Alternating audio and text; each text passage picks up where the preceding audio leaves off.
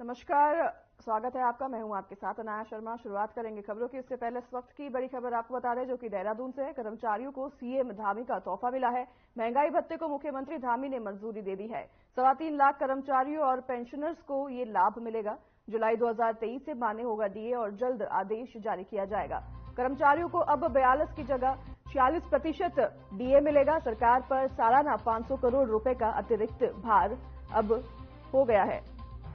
इस वक्त की बड़ी खबर, जुलाई 2023 से मान्य होगा डीए, जल्द ही ये जारी किया जाएगा। कर्मचारियों के लिए बड़ा तोहफा सीएम ने दिया है। इस वक्त की देहरादून से बड़ी खबर आपको बता रहे हैं। कर्मचारियों को सीएम धामी ने बड़ा तोहफा दिया है।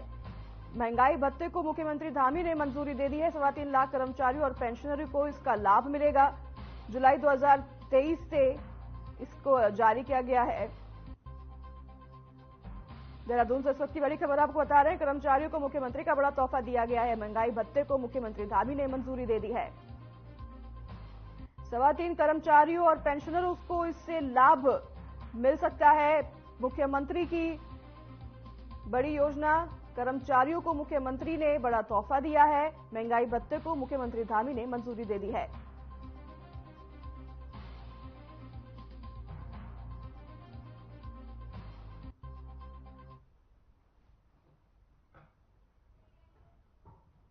धर्मनगरी हरिद्वार में आगामी फरवरी माह से मुख्यमंत्री पुष्कर सिंह धामी विभिन्न परियोजनाओं का शिलान्यास और लोकार्पण करेंगे। इसके साथ आपको बता दें कि इससे पहले सभी विभाग परियोजनाओं को अंतिम रूप देने में जुटे हुए हैं। हरिद्वार रोड के विकास प्राधिकरण को विकास और सौंदर्यीकरण की जिम्मेदारी मिली है, जिसका काम तेजी से चल रहा है। वहीं हरिद्वार रोड के विकास प्राधिकरण के उपाध्यक्ष अंशुल सिंह ने कहा कि हरिद्वार शहर के कावड़ पटरी मार्ग का सौंदर्यीकरण और भल्ला स्टेडियम को विकसित किया जा रहा है। इसी के साथ 20 से 25 करोड़ की योजनाएं स्वीकृत कराई गई है।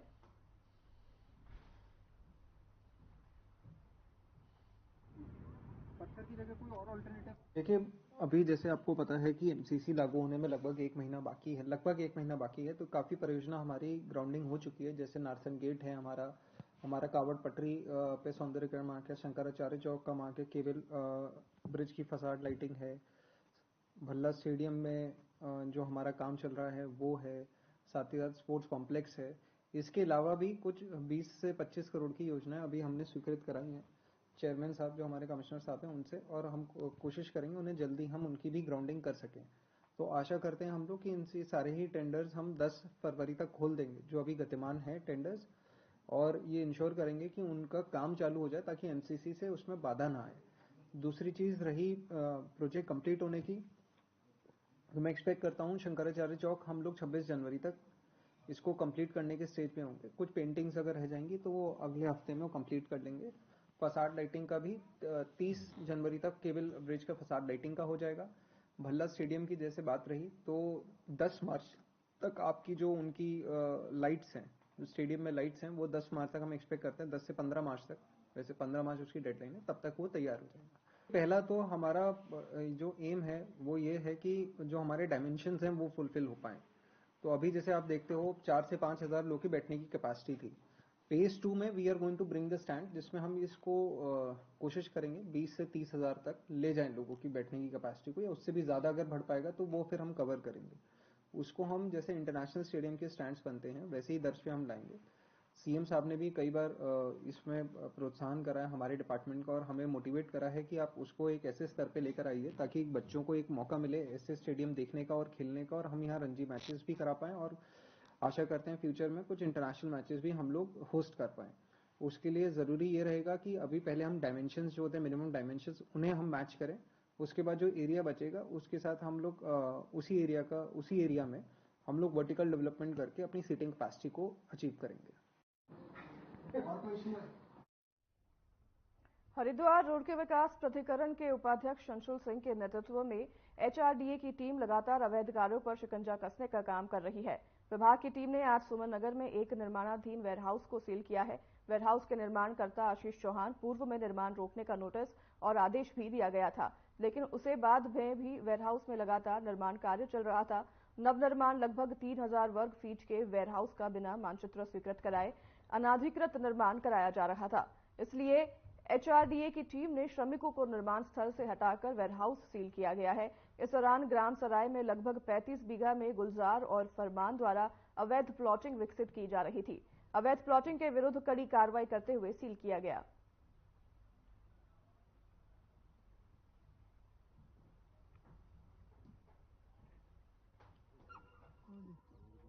जैसे आपको पता है सन 86 से HRD की स्थापना हो चुकी थी, उसके बाद भी कई लोगों ने अवैध निर्माण करे गए। कुछ वेयर हाउसेज जिनकी कंप्लेंट करी गई थी, जिनके पहले भी नोटिस चले थे और जिन्होंने आश्वासन दिया था वो लैंड यूज चेंज कराएंगे, बट उनके द्वारा ये किया जा रहा है कि वो बार बार उनको नोटिस जाते हैं और वो टाइम मांगते हैं और वो लैंड यूज चेंज नहीं कराते हैं। तो इसमें हम लोग की आपसे अपील है, आप प्लीज आइए अपने लैंड यूज, अगर आपका कमर्शियल है तो आप नक्शा पास कराइए, कमर्शियल नहीं है आवासीय है तो आप पहले लैंड यूज चेंज कराइए और फिर आप वो पास कराइए। मैं जरूर मानता हूं जैसे हम लोग इन्वेस्ट इंडिया कर रहे हैं तो हम एकदम से कार्रवाई इसलिए नहीं कर रहे हैं कि बिजनेस को हर्ट हो, लेकिन इस आड़ में कि इन्वेस्ट इंडिया और इन्वेस्ट उत्तराखंड जैसे हम लोग थीम कर रहे हैं, कई लोग अवैध निर्माण करते हैं और अपने आप को समझते हैं कि वो हमें हेल्प आउट कर रहे हैं बाय डूइंग दिस। ये गलत धारणा है। जो नियम कानून है वो सभी के लिए एक है और उसके लिए कभी कभार हार्ड रास्ता भी हमें अपनाना पड़ता है, तो हम सख्त रवैया भी इसमें कर सकते हैं जल्दी।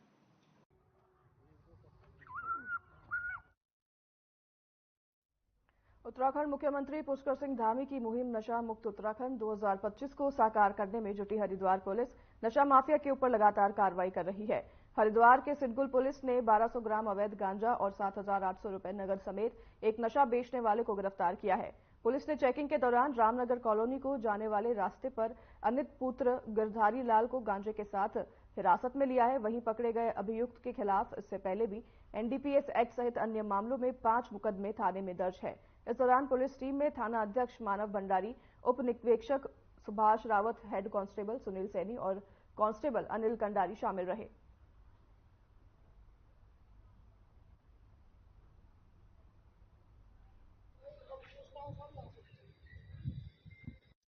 थाना पट्टी में 4 तारीख को हमारा एक गन्ने के खेत में एक अर्धनग्न स्थिति में एक व्यक्ति का शव मिला था, जिसमें शरीर पर पिटाई के उसमें निशान थे।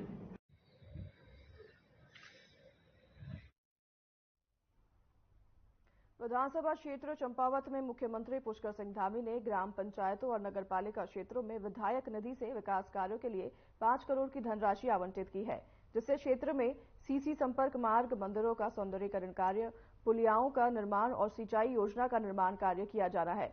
मुख्यमंत्री की विशेष पहल से कैंप कार्यालय टनकपुर और चंपावत में प्राप्त विकास कार्यों के प्रस्तावों और जनप्रतिनिधियों से प्राप्त प्रस्तावों और क्षेत्रीय भ्रमण के दौरान विधानसभा क्षेत्र की जनता से विकास कार्य के लिए प्रस्तावों को प्राप्त कर विधायक निधि से कार्य किए जा रहे हैं।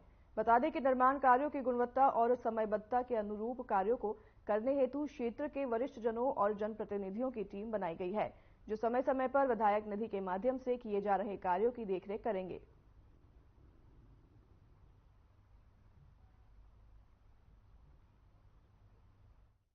हमारे प्रदेश के ऊर्जावान युवा मुख्यमंत्री आदरणीय पुष्कर सिंह धामी जी द्वारा वर्ष 2023-24 की विधायक निधि जारी कर दी गई है।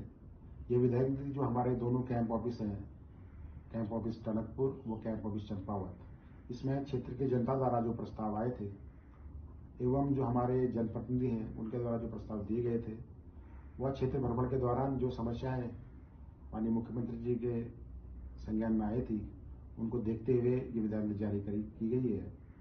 और इससे पूर्व 2022-23 की 3 करोड़ 75 लाख की जो विधायक निधि थी, जो कि हमारी सभी 113 ग्राम सभाओं व हमारे स्थानीय जो नगर निकाय हैं उनमें बैठक के माध्यम से हमने ये प्रस्ताव प्राप्त किए थे, उसका भी लगभग उपयोग हो गया है। और माननीय मुख्यमंत्री जी ऐसे प्रथम विधायक हैं जिन्होंने अपने विधानसभा क्षेत्र की संपूर्ण 5 करोड़ की विधायक निधि जारी कर दी है।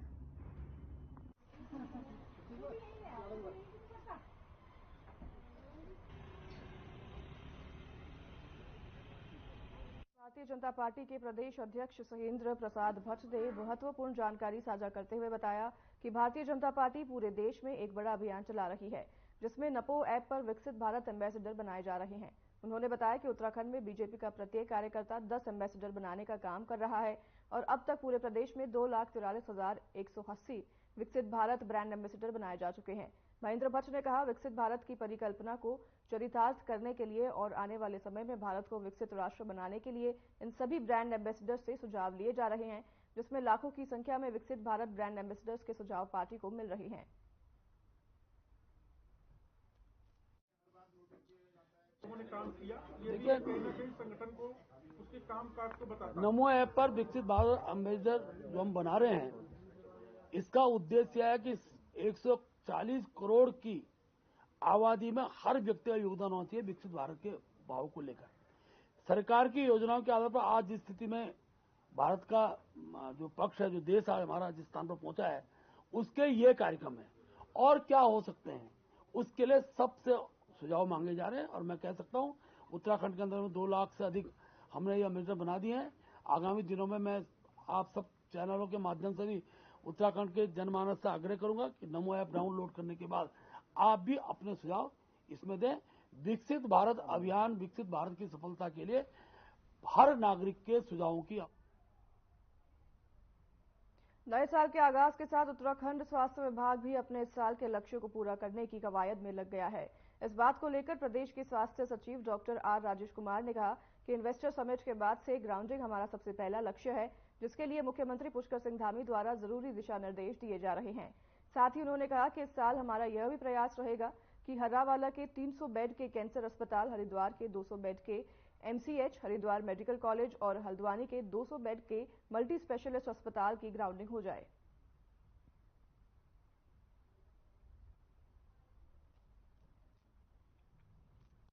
देखिए, सबसे पहले तो जो माननीय प्रधानमंत्री जी की अगुवाई में जो अभी इन्वेस्टर समिट अभी कंक्लूड हुआ और इसका नेतृत्व राज्य की ओर से माननीय मुख्यमंत्री जी ने किया, इसमें जो हमें टारगेट्स दिए गए हैं ग्राउंडिंग के, तो वो सबसे पहले हमारा लक्ष्य है। इसमें माननीय मुख्यमंत्री जी की ओर से लगातार दिशा निर्देश हमें मिल रहे हैं और इस साल हमारी कोशिश रहेगी कि जो हमारे 300 बेडेड हर्रावाला कैंसर हॉस्पिटल है, 200 बेडेड MCH है हरिद्वार में, हमारा हरिद्वार मेडिकल कॉलेज जो है और हल्द्वानी में 200 बेडेड जो मल्टी स्पेशलिटी हॉस्पिटल है, इन चारों योजनाओं को हम लोग ग्राउंड कर दें और इंटरनेशनल लेवल इन्वेस्टर्स हम लोग इस बार कोशिश करेंगे कि अट्रैक्ट करें। और बहुत अच्छा रिस्पांस रहा इस बार, 18,000 करोड़ से भी ज़्यादा MOUs संपादित किए, तो उनकी ग्राउंडिंग हमारी सबसे पहले टारगेट है।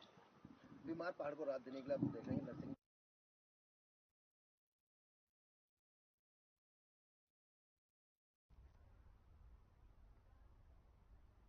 जनपद उधम सिंह नगर के खटीमा में मुख्यमंत्री पुष्कर सिंह धामी के ग्राम सभा नगला तराई में रामलीला कमेटी के अध्यक्ष दान सिंह धामी के नेतृत्व में कालापुत रामलीला परिसर में दमगढ़ा, नगला और चौड़ापानी शिव मंदिर तक मनमोहक झांकियों के साथ भव्य कलश शोभा यात्रा का आयोजन किया गया। साथ ही अयोध्या के राम मंदिर से आए पूजित अक्षत का भी घर घर वितरण किया गया। वहीं 22 जनवरी को अयोध्या के श्री राम मंदिर में होने वाले प्राण प्रतिष्ठा के दिन सभी लोगों को अपने अपने घरों में एक महापर्व के रूप में मनाए जाने और दीप प्रज्वलित करने की अपील की गई।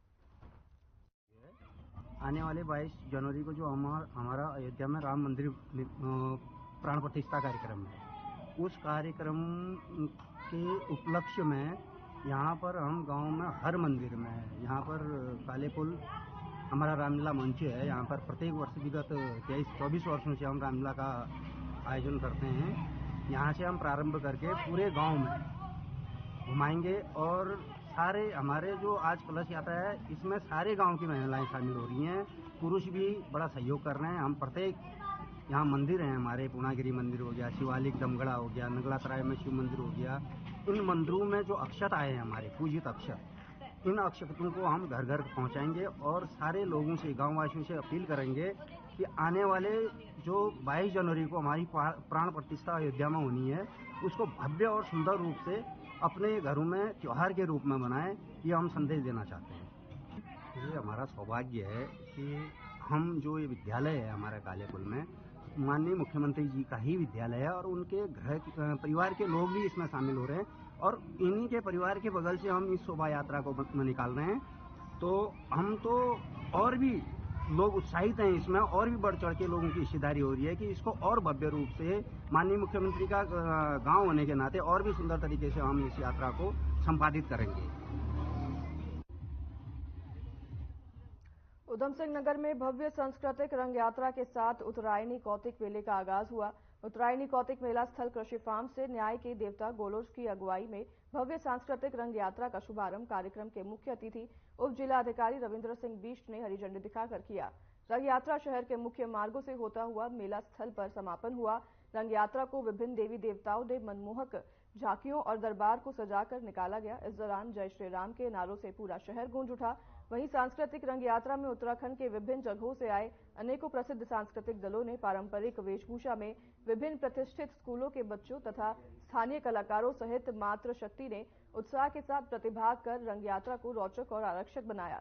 वहीं कार्यक्रम में स्वागत गीत के साथ मुख्य अतिथि उप जिलाधिकारी रविंद्र सिंह बिष्ट, विधायक गोपाल सिंह राणा सहित कुमाऊं सांस्कृतिक उत्थान मंच के अध्यक्ष कैप्टन ठाकुर सिंह खाती और मंच के कार्यकर्ताओं ने दीप प्रज्वलित कर मेले के रंगारंग कार्यक्रम का शुभारंभ किया।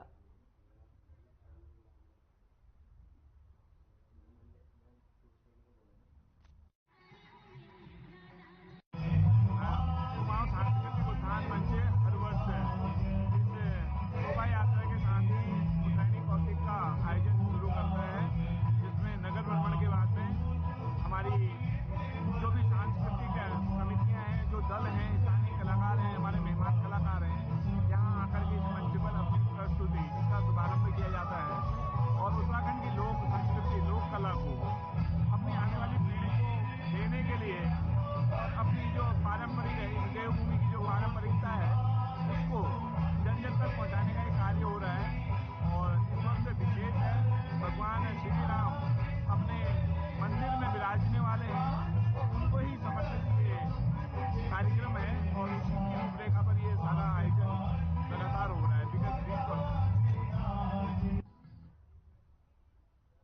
पौड़ी जिले के यमकेश्वर विधानसभा के विकासखंड मुख्यालय द्वारीखाल में 3 दिवसीय क्षेत्र पंचायत सदस्यों और प्रधान ग्राम पंचायत सदस्यों और ग्राम पंचायत सदस्यों के राष्ट्रीय ग्राम स्वराज अभियान प्रशिक्षण के कार्यक्रम का प्रमुख महेंद्र सिंह राणा ने दीप प्रज्वलित कर शुभारंभ किया और इसके साथ द्वारीखाल पहुंचने पर गढ़वाल ट्रैक ग्रुप मुक्तिबोध के कोषाध्यक्ष प्रभाकर गौड़ और उनकी टीम समेत जनप्रतिनिधियों और स्थानीय लोगों ने फूल मालाओं एवं बुके देकर प्रमुख का हार्दिक स्वागत किया। प्रमुख राणा ने अपने संबोधन में कहा कि प्रशिक्षण एक सतत प्रक्रिया है, सीखने की कोई उम्र नहीं होती है। इस तरह के प्रशिक्षण से ही जनप्रतिनिधियों को अपने कार्यों के संपादन में मदद मिलेगी।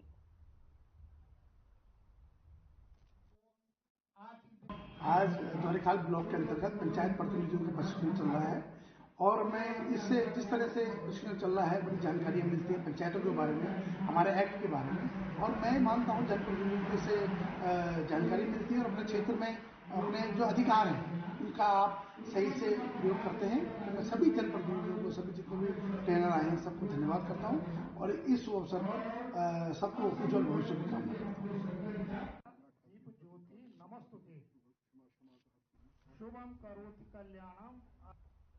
हल्द्वानी शहर में सड़क दुर्घटनाओं का सबब बन रहे आवारा गौवंशों से निजात दिलाने के लिए गौशाला बनाने की प्रक्रिया जारी है।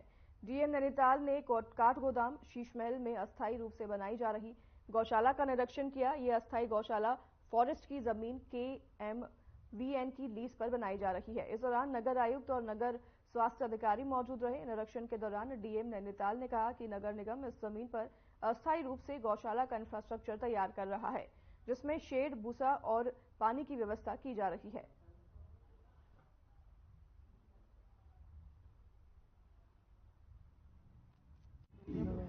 यहाँ पे लगभग कैपेसिटी आपकी 200 है। अभी जो हम लोगों का काफ़ी लंबे समय से होमवर्क चल रहा था, शहर में आवारा पशुओं की समस्या है। आसपास के ग्रामीण क्षेत्रों में भी आवारा पशुओं की वजह से काफ़ी नुकसान हो रहा है, एक्सीडेंट्स भी होते हैं। तो उसके लिए गौशालाओं का निर्माण करने के लिए एक हम लोग एक्सरसाइज कर रहे थे सभी क्षेत्रों में। उसमें माननीय न्यायालय में भी बीच में एक रिट याचिका दायर हुई थी और उसके निर्देशों के अनुसार जो स्थायी गौशालाओं का निर्माण होना है उसके पहले तब तक जो भी आवारा पशुओं का एक समस्या का अस्थायी समाधान है, कोई अस्थायी गौशाला संचालित करने के निर्देश प्राप्त हुए थे। तो ये शेष महल में जो KMVN की लीज है फॉरेस्ट डिपार्टमेंट के माध्यम से। इस लैंड को इसलिए चिन्हित किया गया था कि जब तक हमारी स्थायी गौशाला नहीं निर्मित हो जाती है, अस्थायी रूप से जानवरों को यहाँ पर रखा जाएगा। आज मैंने इस जगह का निरीक्षण किया है। नगर निगम इसमें जो इंफ्रास्ट्रक्चर टेम्परेरी गौशाला के लिए तैयार कर रहा है, उसमें बाउंड्री वॉल है जहाँ जहाँ पर थोड़ा सा टूटी हुई है, और चारे की, पानी इत्यादि की व्यवस्था है। और क्योंकि ठंड भी बहुत बढ़ गई है, तो अलाव जलाने की व्यवस्था और एक टेम्परेरी शेड के निर्माण की व्यवस्था के भी निर्देश नगर निगम को दिए हैं। इसके साथ ही गंगापुर कबड़वाल में जो स्थायी गौशाला के लिए भूमि चिन्हित हुई है, उसका भी हम लोग आज निरीक्षण कर रहे हैं। उसमें जो कॉन्सेप्ट बनेगा, भविष्य में 3 से 4 हजार गायों की क्षमता की गौशालाओं के लिए वो भूमि पर्याप्त है, तो उसको हम लोग डिजाइन करेंगे और जितना जल्दी हो सके उस गौशाला को आरंभ करवाया जाएगा। यहाँ पे लगभग कैपेसिटी आपकी 200-250 सम्मान के लिए 200-250। बीते दिन ई रिक्शा संचालकों ने नगर निगम देहरादून में एकत्रित होकर नारेबाजी की और पूर्व नेता प्रतिपक्ष प्रीतम सिंह के साथ अपना विरोध प्रदर्शन किया। उन्होंने कहा कि ई रिक्शा के लिए जो अलग से लाइसेंस जारी किए जा रहे हैं, उनको हटाया जाए और चौपाइयां वाहनों के लाइसेंस को जारी किया जाए। वहीं आरटीओ देहरादून सुनील शर्मा ने इस बात पर कहा कि केंद्रीय सरकार की गाइडलाइन के अनुसार ई रिक्शा संचालकों के लिए जो गाइडलाइन जारी की गई है, वो फॉलो की जा रही है। इसके साथ ही मथुरा और आगरा में भी जिस प्रकार की ई रिक्शा मुख्य शहरों में मार्गों में प्रतिबंध किए गए हैं, उसी को हम फॉलो कर रहे हैं।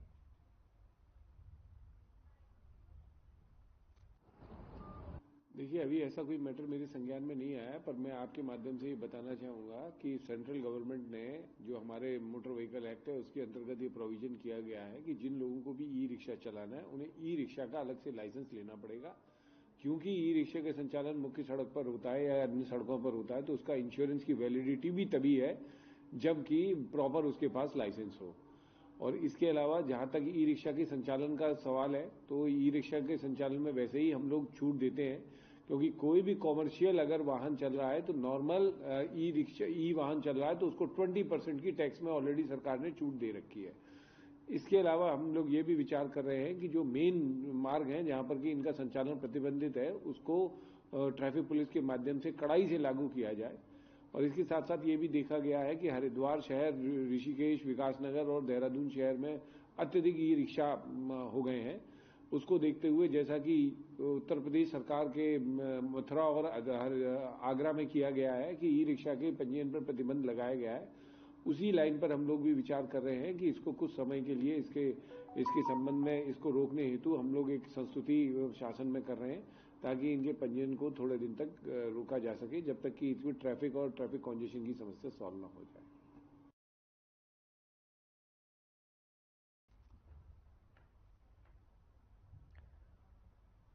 शहर की यातायात व्यवस्था में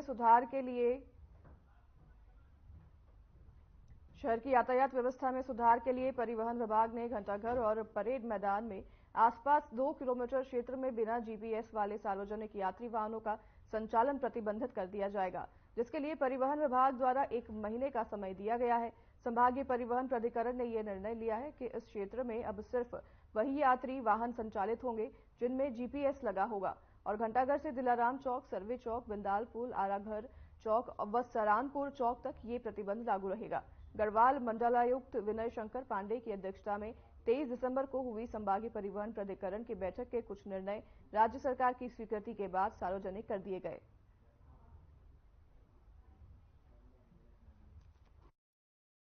देखिए, ऐसा है कि उसके अंदर विक्रम एक कॉन्ट्रैक्ट कैरेज का वाहन है, जिसके अंतर्गत उसकी मेन उद्देश्य है कि बाहर के क्षेत्रों से सवारियों को सस्ते दाम पर शहर के अंदर लेकर आना।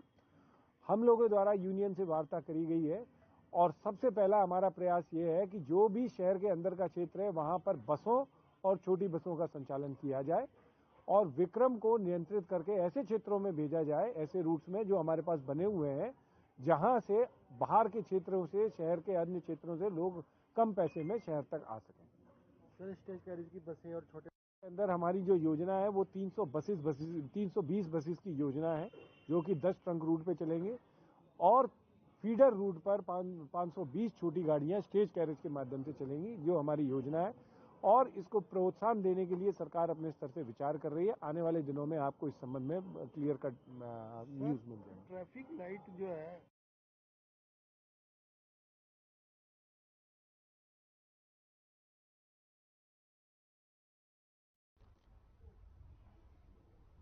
फिलहाल इस बुलेटिन में हमारे साथ बस इतना ही। नमस्कार।